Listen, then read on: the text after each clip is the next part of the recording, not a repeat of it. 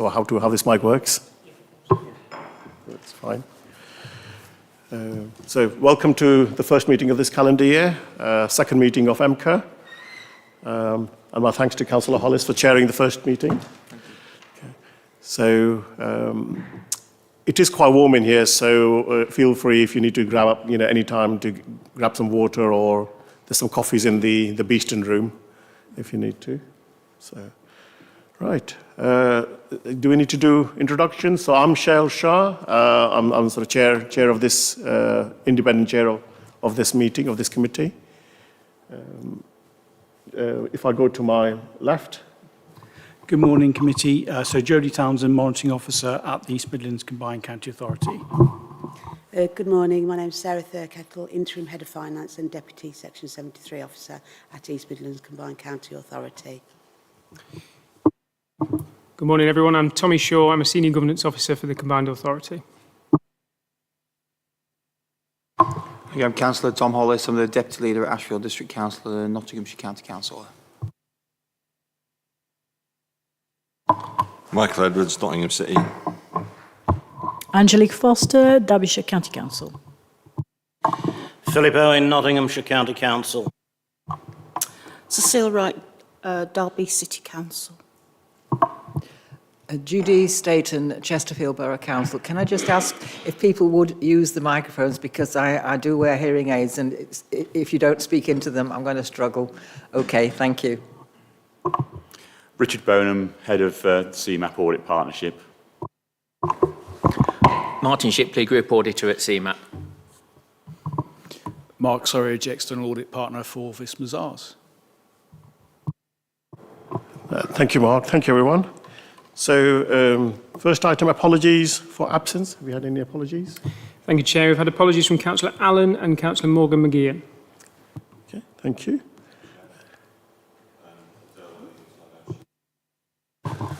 Councillor Dale Williams, I know she was trying to find substitutes. I think she's got work commitments.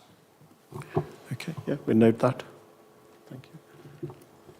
And although not committee members, can I give apologies? Unfortunately, we've come down with illness a few officers this morning, so our Director of Finance and our Head of Procurement, who were here due to present the majority of items, have unfortunately not been able to attend due to illness. Thank you, Jodie. Any declarations of interest? Don't know if it's relevant today, but for the information of the room, I'm a board member of Greater Nottingham Light and Rapid Transit's a committee board. Thank you, Councillor Edwards.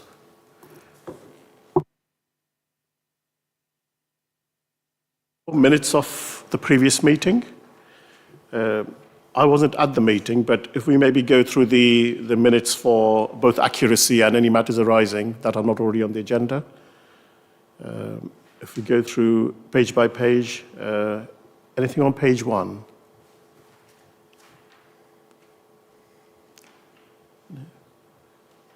Or page 2, which is page 5 of the papers.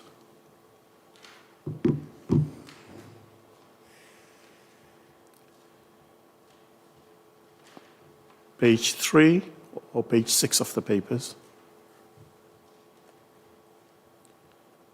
And finally, the last page.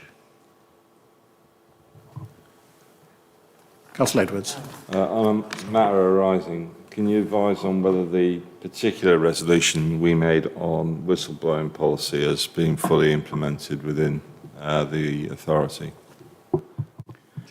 Thank you, Councillor Edwards. So the whistleblowing policy was taken to board for consideration with the amendments this committee suggested. Those amendments were accepted in full, and that whistleblowing policy is now the policy of the Combined County Authority. Thank you, Jodie. Okay, so next item, item 5, public participation. Do we have any members of the public? 1, 2. Okay, thank you. So moving on to item 6, financial strategies and treasury management mid-year performance. Is that you, Sarah? Thank you, Chair. There's 3 financial strategies which form part of this report for Audit and Governance to comment on. There's a report on our Treasury Management strategy and how we invest our money. We are anticipating we will have approximately 70 million to invest, and the strategy sets out how we will do this. There's also a report on the non-Treasury Management investment, which covers service investments. So, for example, giving loans to businesses and equity shares in businesses. Then there's the wider capital strategy, which is not as important as we're not borrowing to fund the capital programme, but we still have to produce this strategy on how the capital programme will be financed.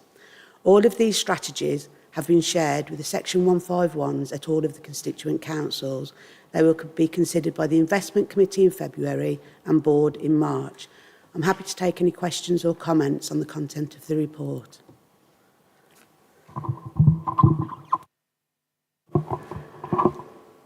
Any questions, members? Councillor Owen and then Councillor Edwards.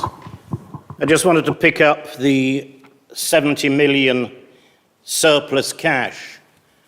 It says it's being invested.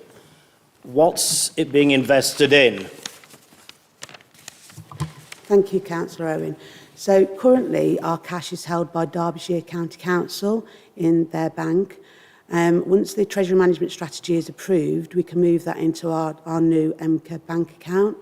We keep some of that cash, the plan is to keep some of that cash in the deposit account at a higher interest rate and some money with the Debt Management Office.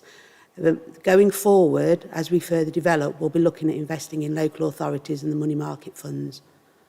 Because I thought the whole idea behind EMCCA was that money passed out to EMCCA should then be passed out into projects to improve economic development across the East Midlands region. £70,000 sat in various bank accounts, all very nice, but not doing the job it was supposed to, in my view.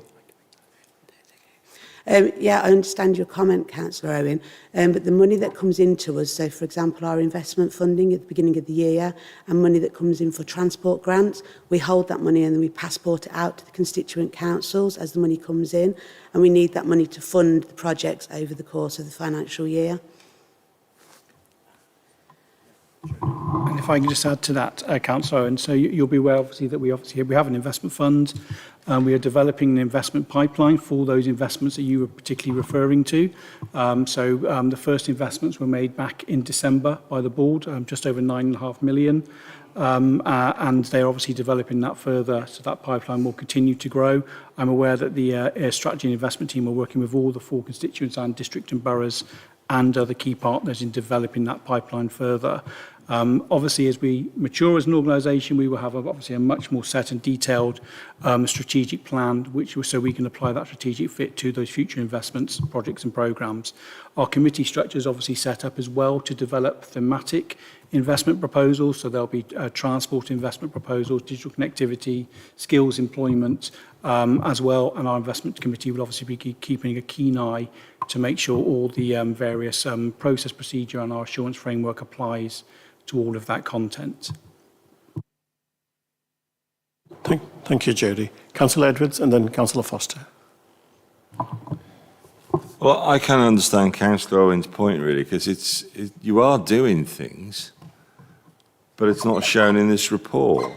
All the numbers are zeros or 70, it's that kind of thing. So why isn't that there isn't a sense of more progress in the tables that you've published, when we do actually know you have been making decisions? So that was my first point, very much along the line of what Councillor Owen was saying.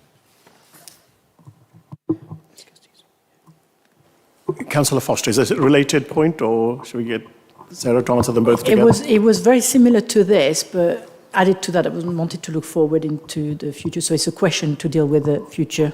Okay, so Sarah, do you want to pick up Councillor Edwards' point and then? Yeah. Thank you, Councillor Edwards. This is our first Treasury Management Strategy, so this is our approval for how we will take the strategy forward and how we will invest our money going forward, hence why the reasons we've got zeros in a lot of the columns at the moment.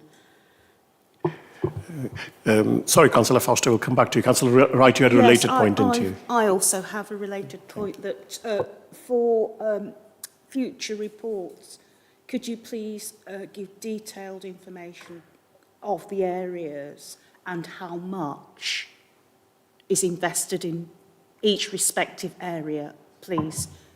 As detailed as possible. I'm particularly keen about knowing how much is being invested in the employment and skills arena, because this is an area that needs urgent investment to urgently get activities underway. Thank you. Thank you, Councillor Wright. Something related again, Sarah. I was thinking that when we have, I appreciate we've got the strategies at the moment, but when we have the next update or the mid-year update, perhaps you can flesh out and pick up some of the, the details that members of the committee are asking. Yes, no problem, Chair. Councillor Foster. Yeah, it was similar actually. It was about the future and how it will be reported to us on a general basis. But I wanted to bring it back to the question that was asked during the minutes review. And the question was about what happened to our suggestions, were they implemented or not. And what I would have expected is almost like a kind of a report on the minutes where we have made suggestions on a specific item to be taken back to the board, that the minute themselves we have almost like action, and then what's happened to what our suggestions have they been granted. But I would like to see that reported within the minute or A4 page at the beginning of the pack, if that's okay for the future. But my question was, maybe we'll talk a bit more about this in future as well, is the plan for the level of risk that the authority is willing to take, because investing is great, but it depends on what sort of approach we have to risk and who's making the decision. Is that the mayor, is that the board? Is it high, medium or low risk that you're intending to do? And what level of investments? We're here at 70k. Is that likely to go up or down as we progress through the years? So that was my kind of a question for the future thoughts. Thank you, Councillor Foster. Thanks. If I can answer a few of those points, the action log suggestion we'll take away. Councillor, we'll implement that for this committee moving forward. Just to refer, obviously this paper is referring to strategy and policy for the first time, putting these in place. It's not the budget papers. Of course, those budget papers are set out. They're going to board on the 10th of February. If you go and look in those budget papers, you will see a breakdown of all of the various funding that's coming into the combined authority and where that is intended to be spent and where it is intended to be put. And so I think that is probably the paper some of you may be looking for to get some of that particular detail you are after. The paper we're looking at today, we're looking for comments obviously to try to approve our initial financial strategies in support of those processes. So the capital strategy, the treasury management investment strategy, and the non-treasury management investment strategy. But we are still obviously taking these notes and these comments down so we can make sure that any related items when we bring them to you in the future do include those details. Councillor Hollis. Thank you. Yeah, I think just briefly, I think, let's be honest, I think we all agree with each other, and particularly every comment that's been made has been valid, and I think it's something that I think the team need to work on our behalf. But I think particularly Councillor, not to embarrass him, but Councillor Owen's point is something that I'm probably closer to. The whole point of us is we're designed to be a middle player where we receive funding and we distribute the funding to the county authorities that we represent, and of course at the present moment in time the districts and boroughs that sit underneath. And from my understanding, we're effectively operating while we shouldn't be, effectively operating as a shadow authority at the minute because the infrastructure hasn't been built up. So what we're looking at currently, it's unlikely to see these large funds sat in the bank account for long periods of time anyway, because going forward, it's likely that, I suppose let's look at the frankness. We haven't even got a bank account at the minute. Derbyshire County Council are having to set it up. It seems bizarre to me that after this amount of time, we haven't got a bank account. And I suppose, so when we're all sat here in a year's time, I would be disappointed to see a similar report to this, but I recognise, and I'm sure members do, that we are at a very new stage, and this whole report is about setting the agenda. Last meeting was about putting us in place so we can make these decisions, and this meeting's about setting the agenda. But I don't think many, as you've heard from members, I don't think members are going to appreciate to see these same figures in a year from now, even 6 months from now. But I also, just a food for thought, which county members won't be surprised to hear me say, I'd be very interested about the ethics of our investment strategy, bearing in mind, I think, things like, not to embarrass Nottinghamshire County Council's pension fund, but I disagree with their strategy to things like investment in arms and oil and various other things. So I think there's got to be an ethical approach to any investments that we choose to make with the short-term funds that we may have sat in our account, but I'd hope we won't have many. I'd hope they're always going to be allocated to projects and in and out policy as quick as possible. But that's my thoughts, and I think everything everybody said is extremely valid and extremely important. Thank you, Councillor Hollis. Jodie or Sarah? Thank you for that. That's really helpful, Councillor Hollis. Just to confirm, we do now have an EMCCA bank account. We have that process has finally ended, and we can move forward on that. But I think as well as just referencing again, if you do refer to the budget papers going forward to the board meeting on the 10th of February, you'll find a lot of this breakdown. So you'll see where the money is going and what it's being spent on from an EMCCA perspective. And I think you're absolutely right, the comment you make in that money that is set aside is definitely earmarked. We are still obviously coming towards the end now of this original policy and strategy build. That was obviously an absolute requirement in our first year of operation. And that's part of what we're trying to obviously achieve today is get us forward to getting these key strategies implemented and enable us moving forward. And they will, of course, go forward to approval to the board meeting in February. But yes, note and welcome all the other comments. And I will take back the point on ethics of investment strategy to our section 73. Thank you, Jodie. Councillor Edwards. Well, just to pick up again on Councillor Foster's suggestion, and Cheryl, I think you'll know that it isn't very long before a committee realises it needs to have a standing item on each committee agenda that talks about the life of the committee. So that sense of what are the outcomes of the actions previously agreed, and what is the timescale for future meetings, and what is the work plan. And I think it would be good if you could take on the idea of having a standing report for each agenda. I don't mind where it goes in the agenda. I don't say it needs to be a page A4, it needs to be first. I'm quite happy for you to work out how that would be.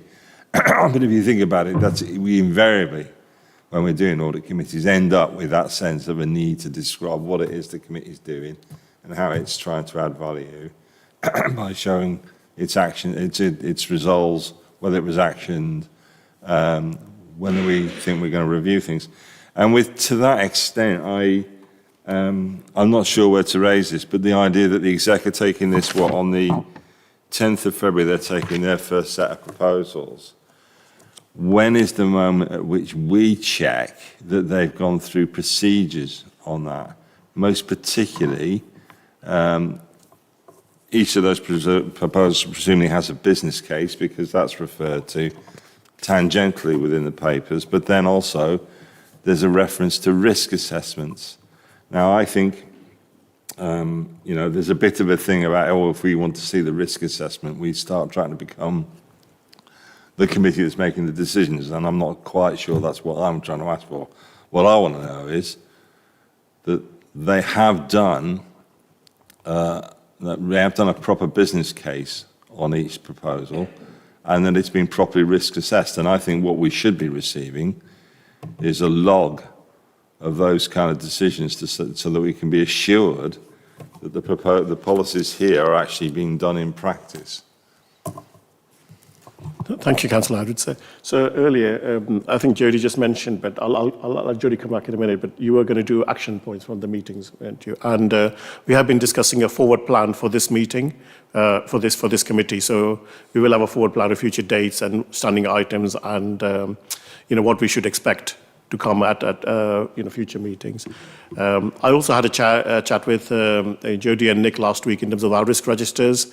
I think they're working on that, but they were waiting for the new chief executive and getting input from the new chief executive in terms of our risk appetite and risk tolerance. But Judy, I'll let you come back for the items.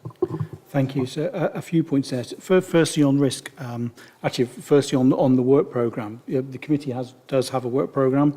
I completely accept Councillor Edwards' point that it should be included in the agenda packs. You've got the opportunity to review. The focus of your next meeting is actually risk. So the intent to be obviously discussing appetite, the risk framework, and that'll be obviously for this committee to look to endorse that for recommendation to the Combined County Authority Board. In regard to you're talking there about business cases. So the assurance framework is very, very clear in setting standards around our business case life cycle. All investment proposals require, first of all, a concept paper before they can even get onto our pipeline. Once on the pipeline, they then have to follow the relevant business case route. You'll see the upcoming investment initial concept approvals that was taken back by the board in December. Those business cases will all be coming to the 10th of March board meeting for consideration and approval. That is where the delegation is at this moment in time to board. On top of that, we are working on building a single assurance framework approach, which of course is standard best practice at all combined authorities, combined county authorities.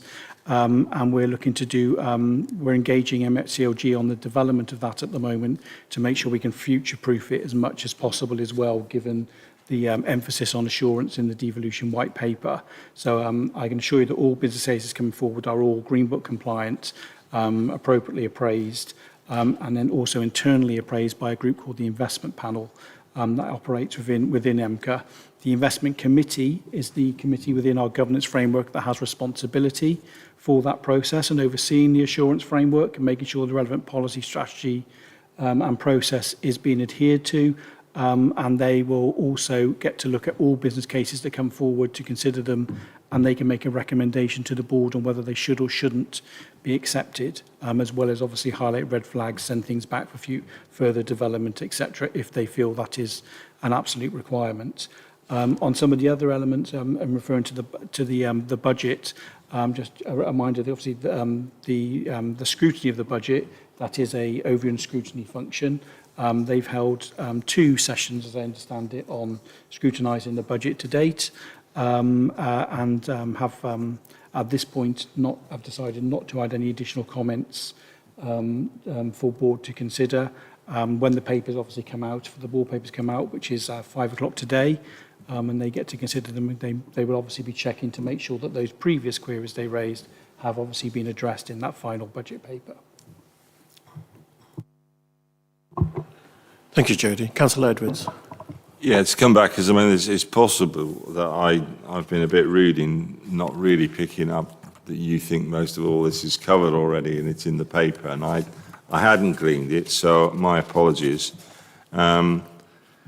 But in the end, you were way too quick for me, mate. I couldn't keep up with that. There was all the cases are being decided by which committee?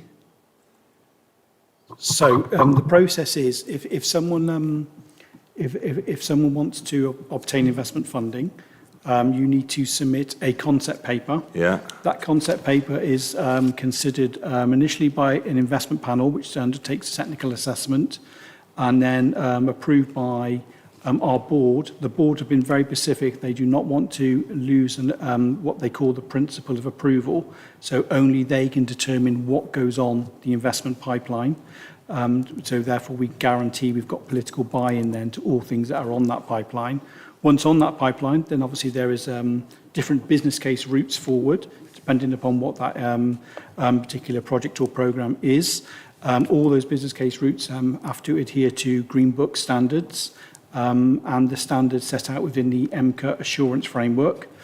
Then once they are complete, they've matured to the relevant point, they will come forward, they will have a technical assessment again from the investment panel within the Combined County Authority, and then they will be considered initially by the investment committee, who will say, yes, we believe this does fit, strategic fit, and we're happy with that technical assessment, and then by the board, who will give that final approval. I think it's fair to say at the moment that's quite an onerous process, but it is the process board have asked for in this first year of operation. I mentioned we're developing a single assurance framework, which is in line with best practice across all CAs. That will introduce delegations on business case approvals. So we will then introduce officer delegations to a certain level, investment committee delegations, so we don't have to take everything to board and have that burden of business at board level. And we would only really take things to board for final approval if they were of a significant value, complexity, or if they met a particular tolerance, where there's maybe a political consideration or concern. One of the tolerances, for example, will be if there's a low BCR, how do we want to take it to board to make sure that there's a social value consideration and we can still approve things moving forward, and that BCR doesn't prevent us from moving forward on projects and programs. If it's helpful, we do have some briefing papers on how all of that operates, and I would be happy to share that with the committee. And if the committee also wanted a briefing on that, that is something, Chair, we could pull together in an informal basis and do via an informal Teams meeting. So to come back then, because this happened at the last meeting, I had all kinds of ideas and they were completely inappropriate because it was supposed to be done elsewhere. So I fully accept, right, that I might be getting bits wrong if I'm not clear enough. And I think what I'm trying to say is what we should, in audit and governance, be seeing is the logs of that process working, right? So my point isn't that we should see all the business cases, because everybody else is doing the assessment of the business cases. Our role is to be assured that the business case process assessment took place. There should be a log of these things, and we should see the logs so that we know that we can, when it comes to auditing the way the organisation is working, it has followed its own processes. That's my point, because I fully understand everybody else is doing all the exciting stuff about deciding what goes in. I get that. I've not got sufficient status to be on the committees that make the decisions, but that's my point. Now, can we get it across that we're going to be the people who keep the logs or see the logs? Jodie, and then Councillor Wright. Yes, it's a related point, really.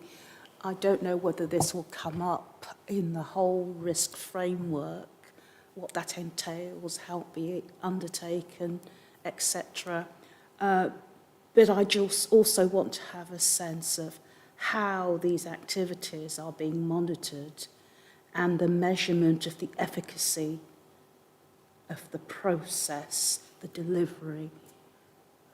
I don't know whether that comes under risk or such, but I want some sense that things are working and working reasonably well. I won't say 100% well, because it's not possible perhaps, but I just want a sense that things are working reasonably effectively. Thank you. Thank you, Councillor Wright. Councillor Statton. Presumably, internal audit will have a role to play in checking that these procedures are working properly, because obviously we could see a log, but we've no idea what's happening at the meetings. It could just be, no thorough investigation and assessment at all. So am I right in thinking internal audit, when it looks at that area, that would be what it was very much doing? Yeah, thank you, Councillor. I hope so, but we'll wait for... The next item is internal audit plan. So, Richard, can you pick that up when it's on your item? Thank you. Jodie, do you want to come back? Thank you, Chair. So just go through those. The logs of process, I'd say, Councillor, absolutely, I think that has to happen. The long-term intent is obviously just to have a supporting system for the entire pipeline.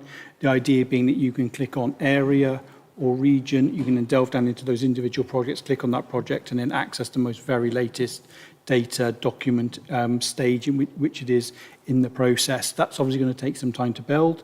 But that is obviously the intent moving forward.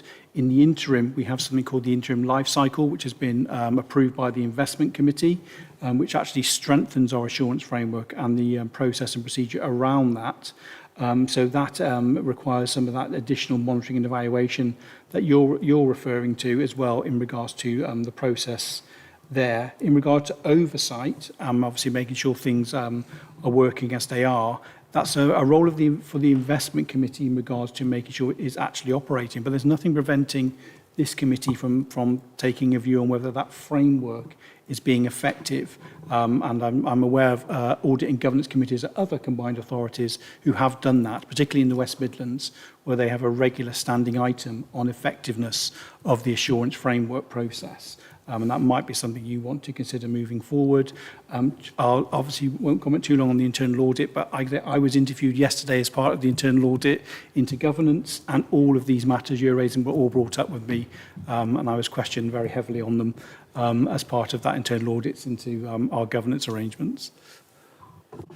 Thank you, Jody. I think that'd be useful to have that as a standing item on the effectiveness. Any other comments or observations on this item? So are we minuting a clear resolve to be presented with logs? So, sorry, say that again. Are we agreeing a clear resolve to be presented with logs? Presented with? Logs of the process. On Councillor Edwards' points, I think if the committee took a decision that it was wished to recommend that we make sure there are logs, as you've referred to, as part of our single assurance framework process, I would very much welcome that, and then we could take that into that project to make sure that is fully delivered. Well, I'm looking to the chair to be helpful. How do I formally move it, or do you want to move it? What do you want to do? Well, we have the recommendations. Do we need to add anything to that as a recommendation, or will you pick that up as an action from this meeting? If it's helpful, I can pick it up as an action from the meeting. Thank you, Jody. So we have two recommendations, A and B. The first one's to review, comment on the strategies, and the second one was to note the Treasury Management year performance. Chair, I think I'm asking for a third recommendation, which is the logs. Okay. Can that be helpful? Yeah. Yes. Yeah. Can we do that? Yeah. So we'll have a third recommendation, and do we need to word that here? No, Chair, because I can't do it. Yeah. Okay. Thank you. Thank you. Sorry. Moving on to item 7, update on internal audit plan, which is on page 31 to 35 of the board papers. Richard, do you want to take it? Thank you very much, Chair. Basically, this report just takes you through what work we've done since early December. We're concentrating pretty much on what we consider are the key systems that need to be in place, certainly around governance, risk management, procurement and financial management are the ones we've started with. There are a number of areas we've still got to have a look at that they are allocated to the auditor, but it's something we haven't scoped them all out yet. But the one thing I will say is that it's not a true internal audit at the moment. It's more audit, advisory and consultancy, because a lot of the processes and procedures are sort of developing as we move along. So we've got one auditor at the moment I've put one auditor on this to cover pretty much everything except for risk management, where I've got a risk management specialist. He's a former insurance and risk management manager. So he's looking at the risk management with the interim Section 73 officer. So what we're trying to do is work closely with the officers to make sure that they're adhering to any legislation and regulations, etc., but also picking up on good practice at other combined authorities. So as you can see in some of where we've detailed to you the work we're doing at the moment, we've looked at stuff that Greater Manchester are doing, West Yorkshire, and also the West Midlands, seeing what's going on there, seeing if that's being picked up at EMCCA, and moving on from there. The one thing I will have to do is do an annual opinion to this committee in May, June time around what work we've done, and that will be it'll be caveated by the fact that the authority is still developing. A lot has moved on actually since this report was done 2 weeks ago. As Jody has said, he met with the auditor yesterday around governance, and I know Sarah also had a meeting earlier this week around financial management. So we're getting to grips with those to see exactly what's happening there. And the big issue for us at the moment, of course, is that EMCCA hasn't got all of its own systems yet. It's still using a lot of the constituent authority systems. So it's looking at how they're going to transfer from doing that and into having their own systems. And you can see from the report as well, the bank account has been mentioned, and we were consulted on the bank account and have provided quite a bit of information, I hope useful information to Sarah around that and how that can be moved on. But at the moment, the work is very much consultancy based as well, although we are able to, the auditor is able to give me assurance on certain things that this is working well. I've got a couple of concerns about this or a couple of concerns about that, but I need to see how that pans out, and I'll need to get that from an interview. So he's working on all these things, and hopefully, the March meeting will bring you another progress report, and we'll see how this is moving forward. But if anyone's got any questions, happy to answer them, but that's all I have to say, Chair. Councillor Statton. I see you've got Adult Skills Fund down for early work. I just wanted to know what the rationale was, whether there's a particular reason for picking that. Thank you, Councillor. The rationale behind these was the type of areas that I was seeing being flagged up on the website when we were putting together the plan originally. I don't think the Adult Skills Fund has moved that far at the moment, so we've got it down. I've actually allocated it to the auditor, and he's going to do some background information on that. What will happen around there is, if we don't feel that there's that much to do other than consultancy at the moment, we may move the time onto other areas, such as certainly around procurement and governance, that are the key areas moving forward, and also financial management. So we'll be looking at how we allocate time out on these various things. But again, we just want to see what progress is being made on these areas, and whether there is anything in there, A, for us to advise on, or B, whether we need to take stock of what's happening. I just wondered whether you had particular concerns, or you saw it as an area where risks were particularly high, because obviously there's other areas in terms of delivery that you could have focused on, and I quite understand why you've got the other ones. Councillor Stan, if it's helpful, so Adult Skills Fund is obviously a set of powers and funding being transitioned across to the Combined Authority for devolved from government. We've gone through the readiness process for all of that. We're at the point at the moment where the final statutory instrument is being written and submitted to Parliament. So it is currently being doing the rounds of the 4 constituents for a final approval in your cabinet meetings, and it's coming to our board on the 10th of February. It will then go back into government, obviously be laid before Parliament, go through the parliamentary process for that final approval. I think the feeling was it was really important to have it on the internal audit as we move from that readiness into actually receiving that fund and delivering. And it's absolutely key that we make sure all our approaches to policy, strategy, the skills plan and all the procurement exercises are being delivered appropriately. And so there was a particular benefit I think we could get from that internal audit of the Adult Skills Fund. Thank you, Jodie. Richard, is there anything else you want to come back? And Councillor Edwards after that. Chair, I just wanted to say I was really pleased about the reference in governance, the fact we've gone somewhere else to find out how they do it. It might be a first for us, but others have been doing this. And all the time we've got to be thinking, how do we cut corners and save money by actually finding out how it's done elsewhere. So I was pleased to see that reference to learning from others, and hopefully that saved us quite a few problems in the future by picking up what they've done. Thank you, Chair. Thank you, Councillor Edwards. And Richard, I expect you probably meet the internal auditors or heads of audit of the other combined county authorities. We're looking to sort of network with them. It's keeping up to pace. I mean, things have changed certainly with the West Midlands, that they used to use Wolverhampton City Council as their internal audit, but now they've got their own internal audit service. So it's just making sort of networking with those and seeing what we can learn from them. Thank you, Richard. Members, colleagues, any other comments, observations?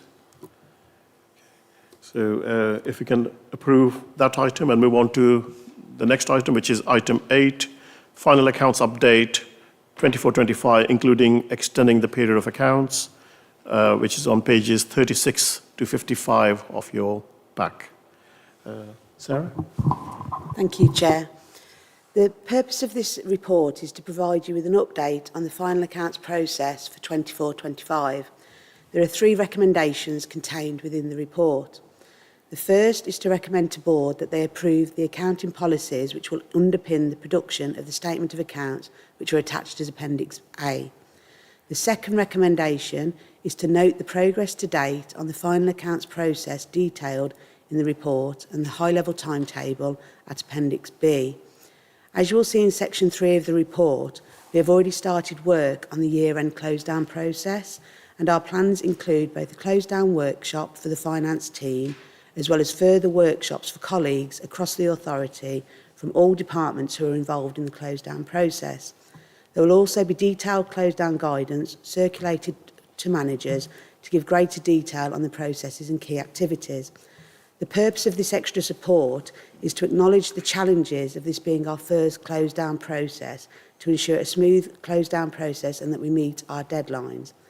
The final purpose of the report is to recommend to Board that the reporting period of the accounts is extended from the usual accounting period of the 1st of April to the 31st of March to the 28th of February 2024 to the 31st of March 2025, so including an extra month in the 24-25 accounts. The reason for this is that EMCCA are required to prepare their accounts covering the period from when we received legal assent, which was the 28th of February. I'm happy to take any questions or comments on the report. Thank you, Sarah. Councillors, members, any questions? Can I ask colleagues from Mazars, do you have any view on any of these items, especially the last item about extending the accounting period? Sorry, I'll let you come up to the mic.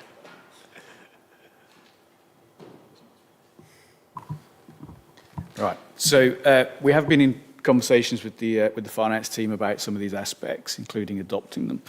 Obviously, there's the auditor caveat of we've not looked into any of the details, so it's not appropriate for us to reach a firm conclusion around all of that.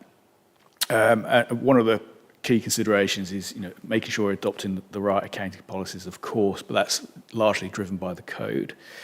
The main aspect really is the extension of the audit financial year. Having it all in one go means you produce one set of accounts rather than two, and having two audits on those numbers, of which gets incredibly complicated. I think it's just a matter of what we need to do is just run through and ensure the governance of the extension and within the framework is correct, just to go through those final steps. Thank you. And are you okay with the accounting policies as they're outlined in the report? Are they as you expected them to be? Until we've audited them, it's not appropriate for me to conclude on something I haven't reviewed and evidenced as part of our work. What I would say is it's quite clear in the first paragraph that these have come from the standard code of accounting practice for all of local government, which is what I would expect to see. Our role is more around the application of those once we've got the financial statements. Thank you. Councillor Edwards and then Councillor Foster. Sorry, Councillor Foster and then... I was just going to say, although we've got a microphone, it's very difficult to hear if you speak in a very low voice. My apologies. I just wondered if we could raise the voice a little bit, because even the microphone don't get it to us. Thank you. Colleagues, for those of us who are softly spoken, maybe speak up a bit. It is a big room, and there's a lot of echo in this room as well. Councillor Edwards.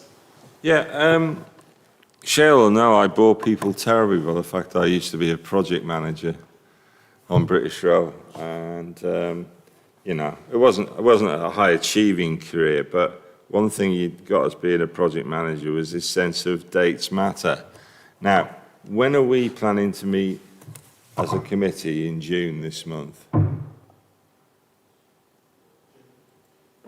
So the next meeting of this committee is scheduled for the 21st of March. Yeah, but I'm trying to do the end of year process. And my concern is, once again, we're back into concepts of like early and late May. I mean, we're lucky, because if this is civil engineering, it would be the seasons of the year rather than actual months. But nevertheless, I think we should be getting, especially when this is the first one, we should be just getting into dates a lot quicker, especially since we know it's got to go to the board on the 30th of June. We should by now have a very clear idea of what date we expect everything to be done. So why haven't we got the details, Shell? I'm putting this one on you, mate. Apologies, Councillor. I see what you're referring to now. There's a table obviously referring to when the draft accounts come back to the committee. The reason we don't have those dates yet is because the calendar of meetings has not been set. So when we obviously engage constituents to set the first calendar of meetings, they only set them for 24-25. The governance team are very deep into that process at the moment. We've had some issues, shall we say, with clashes of meetings between constituents and EMCCA, and I think the intent is to try and set a calendar that's 2 years in advance. The process has always been that we let the constituents requested that they go first. They then give us their dates, and they are not due to set any of their calendars until May, which does put us in a position where therefore we can't obviously set the dates for the next year. We're actually trying to sort of work with them and go ahead of them this time. And bring our calendar meetings process forward. But I note the difficulties, councillors, in that process. But that is the reason why those dates are not specifically set out. Thank you, Jodie, for clarifying that. Any other comments, observations? So can we approve that report? Okay, thank you. Now move on to item 9, which is on page 56 of the board pack, revision of the Constitution. Jodie, do you want to take us through that? Thank you, Chair. So in the absence of Nick Bell, our Section 73 officer, I'll present this paper. So the report sets out for consideration and review revisions to the financial regulations and an updated version of the contract procedure rules which are going to be taken forward to our board meeting for adoption and inclusion in our constitution. I would point out there is an error in the paper at 1.2. The report does not, as it says, set out the planned next steps to evolve specific constitutional content on standards matters. That is actually for your next meeting on the 21st of March. So when the organisation was set up, we adopted the financial regulations of Derbyshire County Council, along with obviously their policies and their system. And we are now obviously at that point where we are evolving. Now we obviously have our own bank accounts, developing our own strategies. That is time to adopt our own financial regulations. Those financial regulations have been developed by our Section 73, but in consultation with the 151 officers from the constituent authorities. He has WhatsApped me this morning to say, as of this moment, they have raised no objection or comment on the content of those financial regulations. Additionally, on the contract procedure rules, we originally had Nottinghamshire's contract procedure rules to start with and their policies and processes. We moved away from this in November. Our board adopted its first contract procedure rules for EMCCA, but in the knowledge that the Procurement Act was due to go effective in February of this year. It has actually already gone active, and so the contract procedures have been brought up to date to reflect that the Procurement Act is now in place. In addition, this committee previously raised concerns, and also the investment committee did, about ensuring that we pay attention to embedding social value within the procurement life cycle, ensuring EMCCA uses its assets, levers and influence to achieve positive social, economic and environmental outcomes. As a result of that, it also included in your appendices at Appendix B is a draft social value procurement framework to accompany those contract procedure rules, and also some contract procedure rule TOMs standing for themes, outcomes and measures. That's a tool designed to help measure and manage the social value that you create through the various activities that you undertake in procurement and commissioning. The committee is asked to comment on those financial regulations and those contract procedure rules, and of course those additional appendices of the draft social value procurement framework and the contract procedure rule TOMs. Myself and Sarah would do our best to answer any queries or questions in the absence of Nick and our head of procurement, John. Thank you, Jodie. And if there's any questions that you can't pick up, we can always come back to members. Councillor Wright. Thank you, Chair. Thank you for that, Jodie. I just wanted to draw attention to the appendix that deals with social values. It's Appendix B. Yeah, it would be Appendix B. And in particular, the understanding or the definition within this paper of social values, clearly that it's about encompassing a raft of aspirations, social, economic, etc. And I just wondered, considering the nature of our region on the indices of social inequality, deprivation, pretty high. We know that in terms of skills, we know that in terms of education, and we know that in relation to other aspects. And I just wondered, given that these challenges that we have across the region on these indices, whether perhaps we ought to explicitly, rather than assume that it is inherited, refer to one of the things that we're hoping to achieve is tackling inequality. I think that ought to be stated, not assume that through adhering to these other markers that happens. Thank you. Thank you, Councillor Wright. Jody? Thank you, Councillor Wright. We will take that away as obviously feedback on that particular piece of work. Just to also obviously make sure you're fully aware, the board obviously have set up an Inclusive Growth Commission, and they are looking at those things in specific detail. I believe they are due to have an interim report in March and a final report hopefully back in, I think it's June, July. And that will obviously in the future shape the inclusive growth strategy and approach of the Combined County Authority. But it's really, really important that we get those definitions absolutely right to make that work. But I will immediately take that feedback back as part of that process. Basically, what I'm asking for is that words are important. You know, words are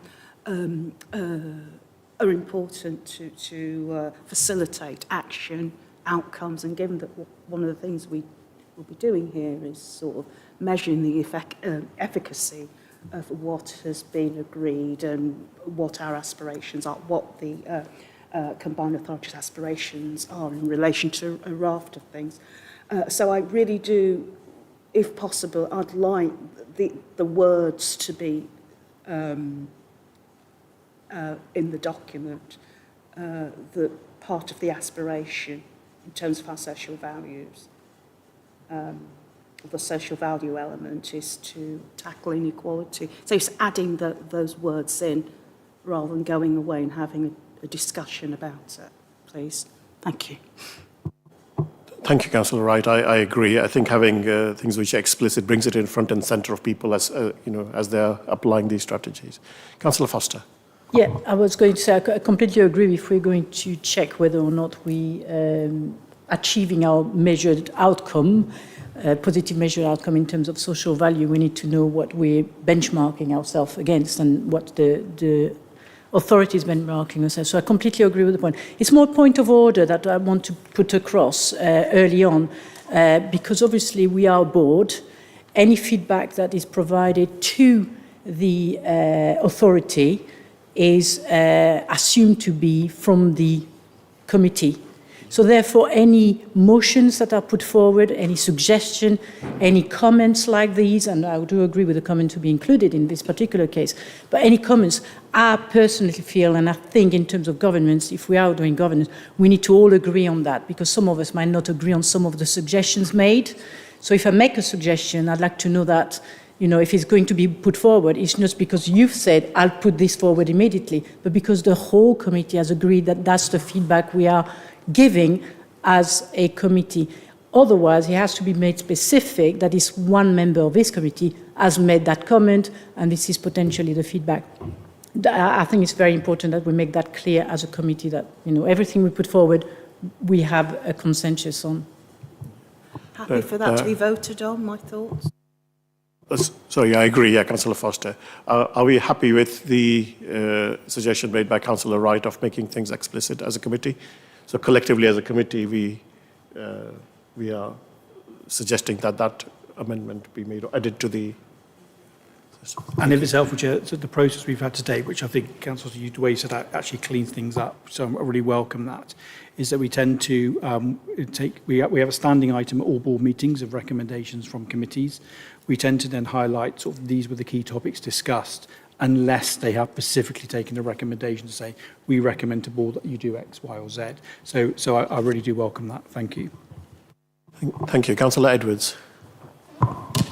Well, yeah, it's after the fact now, but I'm glad that the emphasis may be made on those points, because there's just a suggestion that where EMCCA is going is developing new projects and new works, but nowhere near anywhere where most people most in need actually live.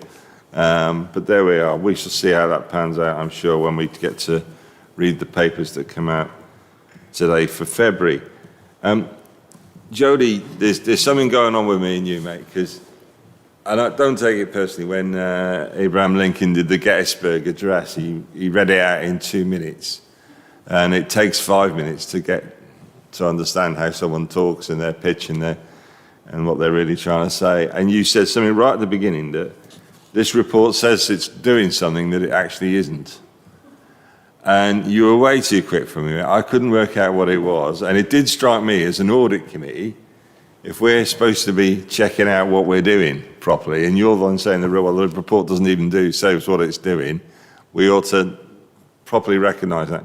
So what was it, mate? I'm so sorry I couldn't Thank you, keep Councillor. up. It was in paragraph 1.2. Sorry, Jody, do you want to repeat that? Yeah, no, absolutely. And this error is entirely mine, Councillor Edwards. So 1.2 of the paper sets out the report also sets out planned next steps to evolve specific constitutional content on standards, matters and key policy. That element actually is not included in this paper. That is a separate paper that's coming to this committee on the 21st of March. The reason it wasn't included is we now have 2 independent persons appointed for the Combined County Authority, and they are now involved in helping that work, and so it was put back to that meeting. However, we didn't take all the reference out of the paper before you to that particular element. So it's an error by myself, and that content on standards matters is not included in this particular paper. Well, you'll be pleased to know that I don't believe in capital punishment. I thought, we got rid of it in the 60s, and thank heavens for that. I know some people are trying to bring it back, but thank heavens for European law on that. But look, procedurally then, given paragraph 1.2 is incorrect, how do you propose to show that in the minutes and in the recommendations? And I'm only being a pain on this because I think I'm supposed to be. I think it's in our constitution. So the minutes will note that 1.2 was brought up as an error and was not part of the conversation. What the minutes will also seek to do is obviously then report the recommendations made by this committee. The proposed recommendations are obviously set out on that front page, recommendations A and B, but there is also now a new recommendation that you've already voted on in regards to the social value framework, and the recommendation and the wording say that part of aspiration is to tackle social equality and not to assume. So, and then is there a 4th amendment that says that we resolve to take a report on specific constitutional content on standards, matters and key policy at the next meeting? You can if you so wish, but it is on your work programme to come to that March meeting. Right, but we haven't got a record of the work programme. You haven't in the paper today, I fully accept that. Yeah. You're the procedures guy, but somewhere along the line, someone's charged me with the responsibility of holding you to account and auditing what you're doing.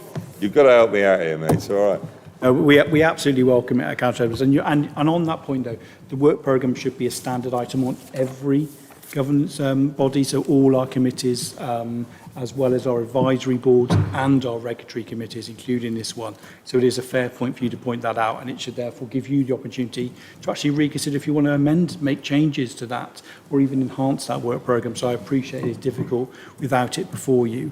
If it's helpful, like I said, that what is on the work programme for you for that March meeting is a focus on risk.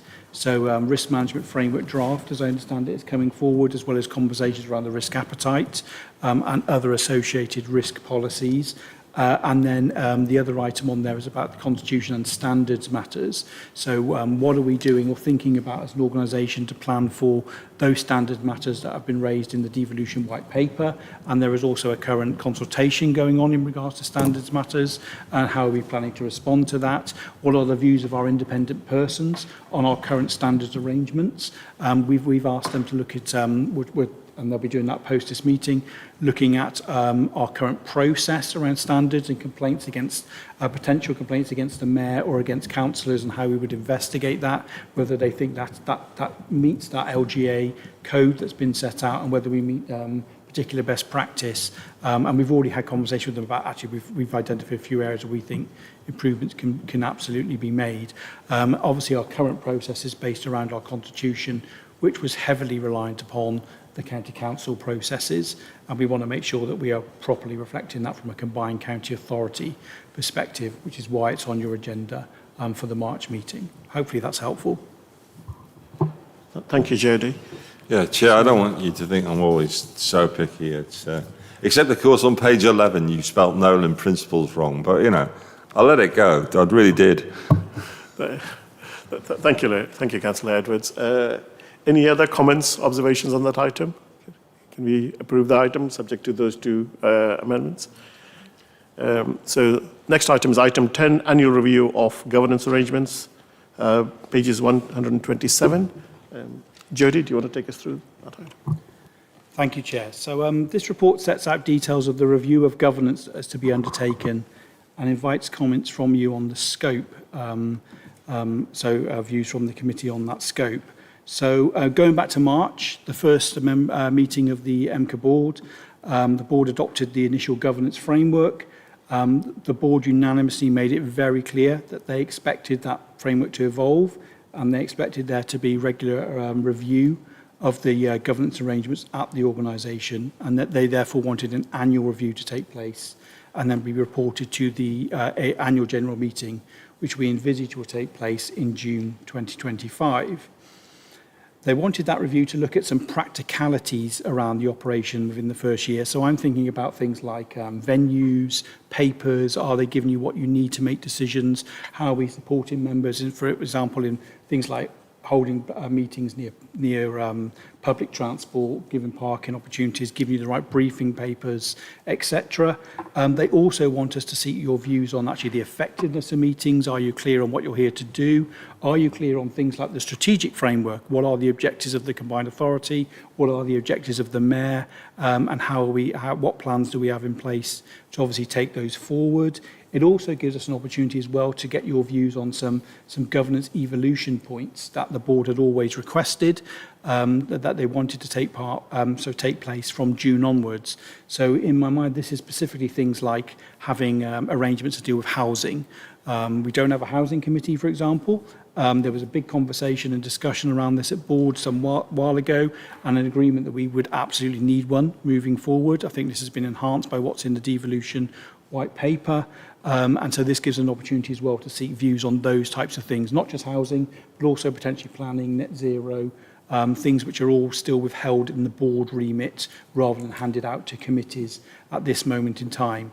It also gives us an opportunity to check in with those non-members, so our associates, are they clear on their role and how they've been supported, and people who are members of our advisory board. So we obviously have a business one and an innovation one. We will also be picking up some potential opportunities where we think there's early development for improvements that we've identified as officers, and things that we've identified in the devolution white paper that we can start to develop plans to deliver. This is particularly around greater assurance and accountability within our governance framework moving forward. So the scope of the framework is set out from 2.3 onwards.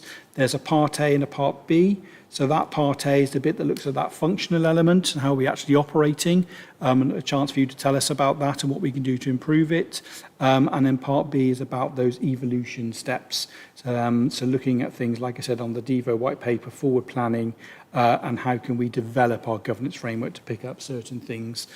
Delegations, again, being another one. Early board decision, they wanted to keep no delegations, keep everything at board level, but an absolute expectation as we go into our second year, we will be looking to give our committees delegations moving forward, which will obviously bring us in line with approaches in other combined authorities. I'm happy to take any questions or discuss any of the elements, obviously, within the paper. Thank you, Jody. Councillor Hollis. Thank you. I think there's clearly a lot to digest here, because I think every bullet point, and we're looking on page, was it 129 and 130 of the report, which is really the meat and bones of what we're discussing here. I think every bullet point's probably got 100 bullet points that sit behind it.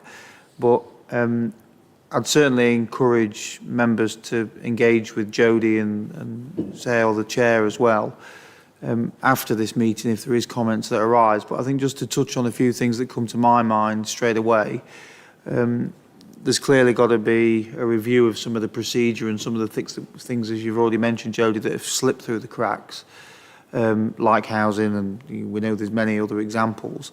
But there's also got to be a valuing of board members, and I think not just our board, but many of the other boards. I think it's clear that members, I suppose I can speak a little bit more freely than being not a member of a political party, but I think the political groups aren't being treated fairly because they're being asked to work in a way that isn't normally suitable to them. You know, there's no group meetings, there's no political coordination. I mean, I'm a group of one, so I can arrange to be in a room of my own, but, you know, particularly some support, even informal, how that's recognised. And I've certainly noticed that from conversations I've had with people on this board, and I'm sure it's the same.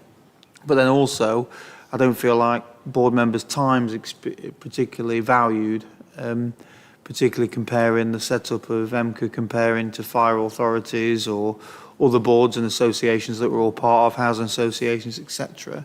It's a very devaluing of board members' expertise, and I think that certainly needs to be considered and reflected. And Jody, I know we've spoke about it informally, but I think if we're expecting, I look around this room and there's serious professionals, people who've been appointed by our councils because we are senior members of our group on big councils, and I think we need to recognise the expertise.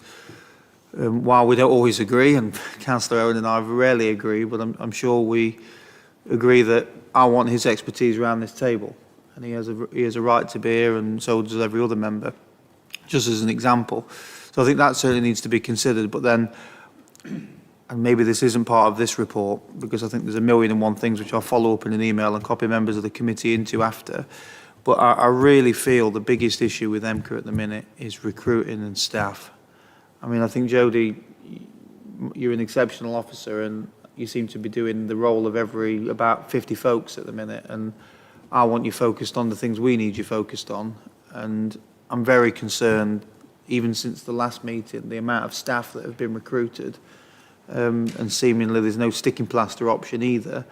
And I would like, and I appreciate that maybe I'm speaking off piece with this particular agenda item, but I do want to see a real effort with recruitment. And if there isn't an option to recruit, because I appreciate recruitment's hard, what is the alternative? Because I want to take it right back to the beginning of the meeting, and Councillor Owen's point, we've got £70 million in the bank that could be doing other things, and £70 million in somebody else's bank account that could be doing other things. And actually, that all falls down to recruitment. And that's my only emphasis from this meeting. That needs to be the number one focus, probably, of every board. But I will follow it up with some comments based on these tables that we're looking at. But the number one on the list will be valuing of board members and our expertise. Thank you. Thank you, Councillor Hollis. Jody, I know the timescales are quite tight. Sorry, I'll come back to that. You can pick mine up as well. The timescales are quite tight in terms of what you need to do in terms of next month, isn't it, most of it, before you come back to board? And are you expecting to finish by the end of March, or the feedback? The review. So the intent is to bring an update paper to the 10th of March board meeting. I would imagine that will have some initial thoughts and recommendations that will influence key things. I'm particularly thinking of things like our calendar of meetings, making sure that we're getting some of those practical things right around venues and timings, etc. But the intent will be not until June at the AGM to bring the final report back. We have got some help in doing this process. The Centre for Governance and Scrutiny, Deputy Chief Exec Ed Hammond, who's an expert in these things, is helping us with the process. We're obviously looking to tailor the questions, etc., to specific audiences, so there will be a specific questionnaire for audit and governance, as there would be for scrutiny, as there would be for committees and boards, and we're also going to be looking to try and arrange some one-to-one conversations with chairs and vice chairs of the various bodies that we have within our governance framework, so we can give them the opportunity to get an initial further feedback, as well as obviously doing some of that wider comparison work, which we're doing all the time with other combined authorities.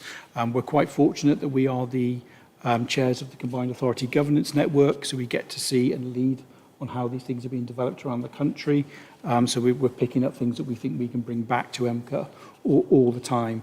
On the point about the value, I think that's something we've had a conversation about and completely recognised. The intent was always to try and have a new independent remuneration panel review after the first year. My understanding is that is still the intent. I think it's fair to say the allowances set for our regulatory committees, which are the only ones we can set by law, so just for this committee and for scrutiny, were based on those allowances set at the North East and in West Yorkshire, which were, I think it's fair to say, were on the relatively low side in expectations and considerations since. So I imagine the IRP would definitely be picking that up as part of that review. The devolution white paper, interestingly, has a section in it called leadership recognition, which is about actually changing the rules so that combined authorities can pay allowances across the piece to all of its committees and its committee membership. As it's viewed by central government at the moment, is that it's if you're doing work for a combined authority, it's an extension of your constituent or non-constituent council duty, and therefore it's down to that individual council to give you an allowance for doing that. But there's obviously pros and cons to both sides of that. But I can tell you from the Combined Authority Governance Network that all the CAs are expecting that they will therefore have IRPs very quickly after the DEVA white paper advances and look to do something around that allowance matter. Just to come back, I think that's really good, and I think I see my role on this particular committee as kind of voicing collective opinions, and we want to have expertise around this table, and I think valuing members at around £40 a month, which is currently what we are, isn't exactly ideal. But I also wanted to pick up on a point, it's laughable in a way, particularly when we're talking about the millions of pounds and talking about the fact that we're about to be local government reorganised to be one of only 3 authorities across Derbyshire and Nottinghamshire, potentially 5, I suppose. My only other point I just want to remake is may have slipped members' attention, however, is important just about the political point, because interestingly, and please correct me if I'm wrong, Jodie, there is only 3 political parties represented on the EMCCA. I don't sit here as a representative of Nottinghamshire County Council. I sit here as a representative of the Ashfield Independence Party. Other members sit, and that's how we've been allocated the seats. We have 2 seats of around 80. The rest come from the Conservatives and Labour. So particularly, it's less important for us, but I think it's important in my role as the Vice Chairman to point out that the Labour and the Tory members particularly will need some support, political support, that represents their, and the independents as well, but that represent their working on the local councils, because that's how we used to work. We have group meetings, we have group support, we have a group office. And I think we want to work as a team collectively cross-party, but we also want some political structure that actually is representative of how we currently work. And I appreciate that might not be the view of everybody, but it's certainly the view that I've heard from Tory and Labour members on this authority. I appreciate I haven't had the chance to speak to everybody, but I do think that that has been overlooked in the structure completely. And again, we want to be effective members, but we also need to look at it from our own constituent authorities, but as well as the stance we take politically. And obviously it will help connecting the boards up, because we need to be working all the boards together. And that's my view. So it'd be an extra link and an extra effective working for the combined authority, which mirrors the way we currently work at districts and boroughs and the county and cities.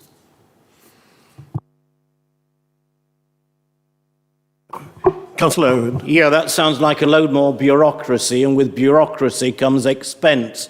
The idea of this whole authority, as I said right at the very beginning, was to actually be dispersing money, not to be absorbing money into a bureaucracy. I've never heard such a load of nonsense, quite frankly, and it's certainly not something that I would be prepared to support, just for the record.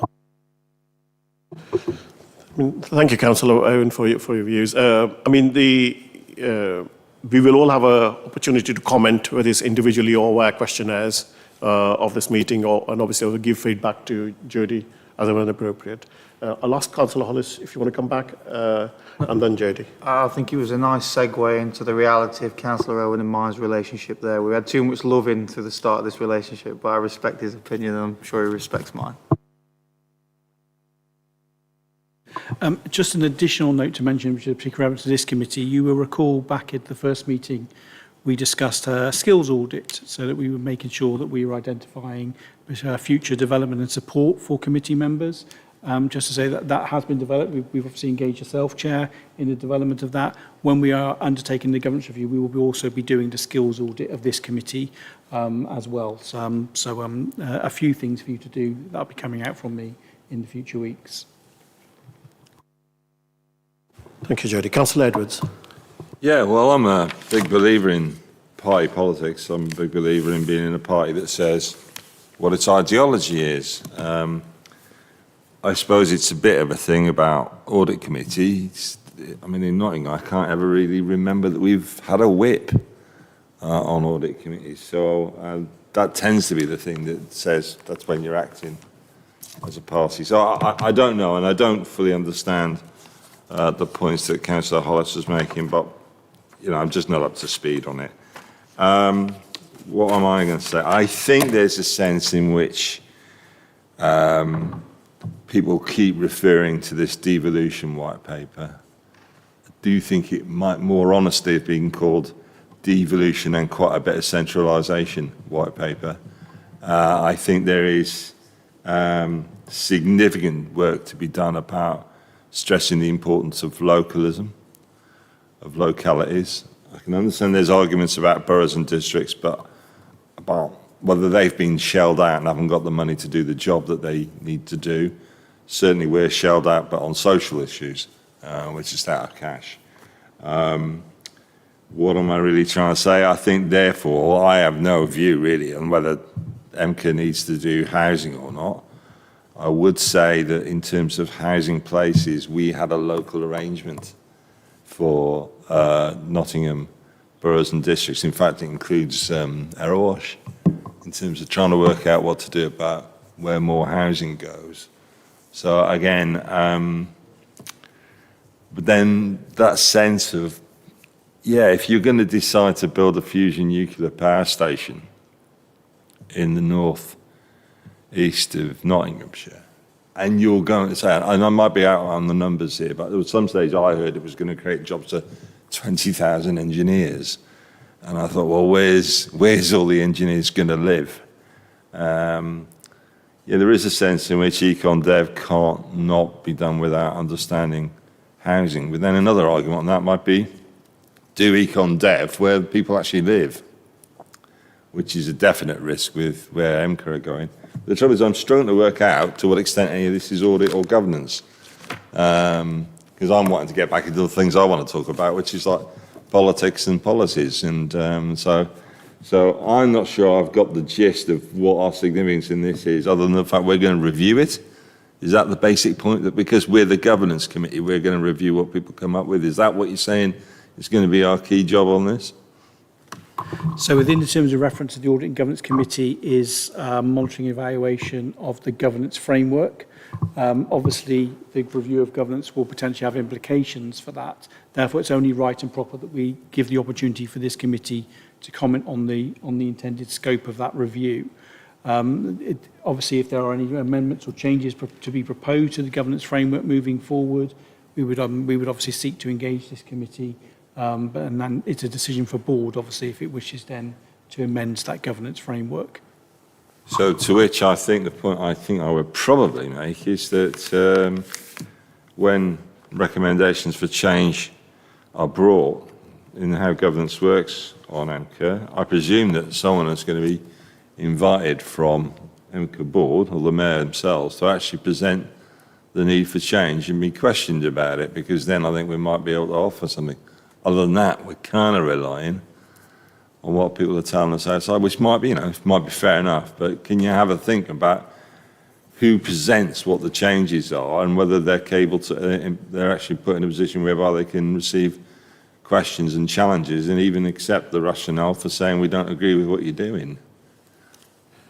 Thank you, Councillor Edwards. Councillor Statton. I wanted to ask a question about methodology.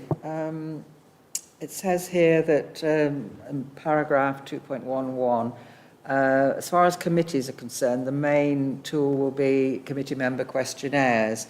I just wanted to ask whether it will be considered good practice for committees to have a session or have a means of evaluating themselves. Otherwise, you could have a whole load of committee members saying, well, we're not very happy about this, that and the other, but there's no, it doesn't come up. It seems to me, as a general principle, that committees should spend time evaluating how effective they've been over the previous year. Jody. Yeah, absolutely welcome that point, Councillor Statton. I would hope that the questionnaire would help us identify some of those key themes to then inform such an evaluation conversation, but I think that's a really good idea, which I'll take away. Thank you. Any more observations, comments? In which case, we are asked to note this, the proposed review of governance and provide feedback, which we are going to have opportunity to do. So that was the last item. Thank you, everyone. Unless there's anything else, any other burning questions anybody wants to raise. We normally don't have AOBs, but so thank you, everyone. Thank you for making the trip from various parts of the county, and look forward to seeing you all again in June. Thank you again. Bye-bye.